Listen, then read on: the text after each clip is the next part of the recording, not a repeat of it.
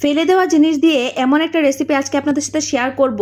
ভাত খাবেন পেট পুরে, প্লাস হচ্ছে এই রেসিপিটা শেখার পর আর কখনো এই জিনিসটা ফেলে দিবেন না। আসসালামু আলাইকুম, ওয়েলকাম করছি আরও একটি ব্লগ ভিডিওতে। কেমন আছেন সবাই? আশা করি সকলে ভালো আছেন। আলহামদুলিল্লাহ আমিও ভালো আছি।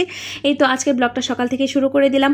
আর আমি যেহেতু প্রতিদিন ব্লগ শেয়ার করি না, সেই জন্য আমার ভিডিওগুলো কিন্তু প্রতিদিন আসে না, দেখা যায় 2-1 দিন পর হয়ে যায়, তার জন্য দুঃখিত। সকালের নাস্তাটা সেরে তারপর দুপুরের আয়োজন শুরু করে দিলাম। আর আজকে চিংড়ির রেসিপি শেয়ার করতে যাচ্ছি। চিংড়ি মাছের পেঁয়াজা করব, আর হচ্ছে চিংড়ির মাথা দিয়ে আজকে একটা ভর্তা রেসিপি করব। চিংড়ির মাথাটা দেখা যায় যে ম্যাক্সিমাম টাইম আমরা ফেলে দেই, ফেলে না দিয়ে আমার মতো ভর্তা বানিয়ে নিতে পারবেন। এত মজা হয় এই ভর্তাটা, খেতে কিন্তু অসম্ভব মজার। আপনাদের ভাইয়া প্রথমে শুনে অবাক হয়েছিল এবং খেতেও চায়নি, পরবর্তীতে সে এই ভর্তা দিয়েই ভাত খেয়েছে বেশি। কারণ সে যেহেতু চিংড়ি মাছটা খুব একটা পছন্দ করে না, সেই জন্য কিন্তু চিংড়ি মাছটা খুব একটা খেতেও চায় না। তো যাই হোক, আমি আমার পছন্দ অনুযায়ী আজকে রান্নাটা করছি। চিংড়ি মাছগুলোকে ভেজে নিয়েছি প্রথমে। এই চিংড়ি মাছের খোসাগুলো পাতলা থাকে, তো সেই জন্য ভেজে নিলেও সমস্যা হয় না।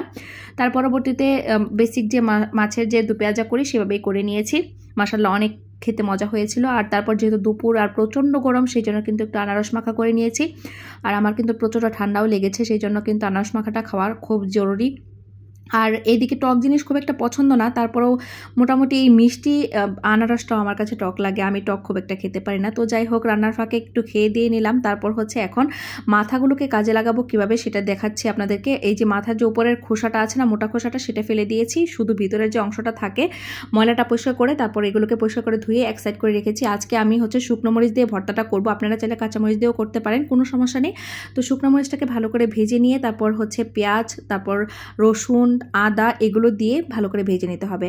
আদা টুকরো করে দিতে পারেন, কুচি করে দিতে পারেন। আমি হচ্ছে একটা টুকরো করে দিয়েছি, কারণ আদাটা না দিলে টেস্টটা ভালো আসবে না। কারণ এই ভর্তাটাতে আদাটা না দিলে খুব একটা ভালো ফ্লেভার আসবে না, সেই জন্য কিন্তু আদাটা দিতেই হবে। আর হচ্ছে ধনিয়া পাতা কুচিটা হচ্ছে অপশনাল, এটা যদি চান দিতে পারেন, না দিলেও কোনো সমস্যা নেই। কারণ হচ্ছে ভর্তাতে দিলে ফ্লেভারটা সুন্দর হয় এবং খেতেও ভালো লাগে। তারপর হচ্ছে পেঁয়াজটা যখন ভাজা হয়ে গিয়েছে তখন আমি নামিয়ে নিয়েছি। খুব বেশি মচমচে করে ভাজা করতে যাবেন না, শুধু একটু কালারটা চেঞ্জ হলেই হলো, তাহলেই চলবে। অনেকেই কিন্তু কাঁচা পেঁয়াজ দিয়েও ভর্তা করে ফেলে, আমি দেখেছি অনেকেই চিংড়ি মাছ ভর্তা করে কাঁচা পেঁয়াজ দিয়ে। তো যাই হোক, আমরা কাঁচা পেঁয়াজ দিয়ে করি না, একটু ভাজা করে তারপর করি। আমি এখানে একটা চিংড়িও ব্যবহার করেছি।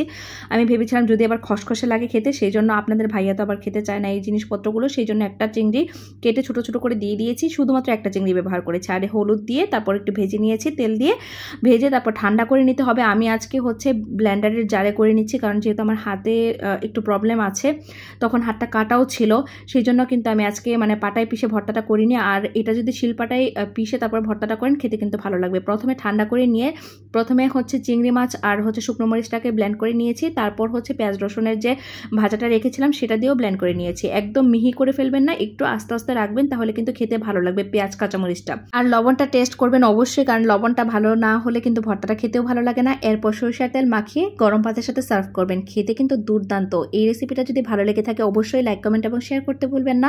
আর যারা আমার সম্পূর্ণ ভিডিওটি দেখেছেন তাদেরকে অসংখ্য ধন্যবাদ। আমার ভিডিওগুলো আপনাদের কাছে কেমন লাগে কমেন্ট করে জানাতে ভুলবেন না।